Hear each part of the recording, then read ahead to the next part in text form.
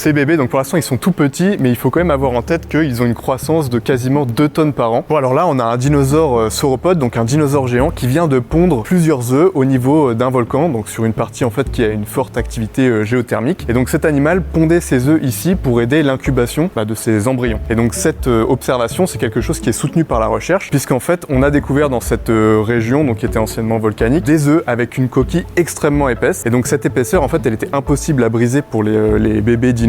Et donc il y a des chercheurs qui ont testé que l'atmosphère acide, liée du coup à l'activité volcanique, allait éroder la coquille de ces œufs de l'extérieur. Et du coup à la fin de l'incubation, les coquilles étaient devenues assez fines pour que les bébés dinosaures puissent sortir. Donc ça permettait du coup à ces animaux probablement de laisser leur entre 20 à 40 œufs incubés seuls, et eux du coup ils pouvaient commencer à migrer dans des zones un petit peu plus favorables avec de la nourriture. Alors là on peut voir que nos bébés sauropodes ont éclos. Ces bébés, donc pour l'instant ils sont tout petits, mais il faut quand même avoir en tête qu'ils ont une croissance de quasiment 2 tonnes par an. Donc ça c'est une stratégie de défense pour ces animaux qui vont en fait grandir très rapidement et du coup se mettre à l'abri des prédateurs qui pourraient les attaquer.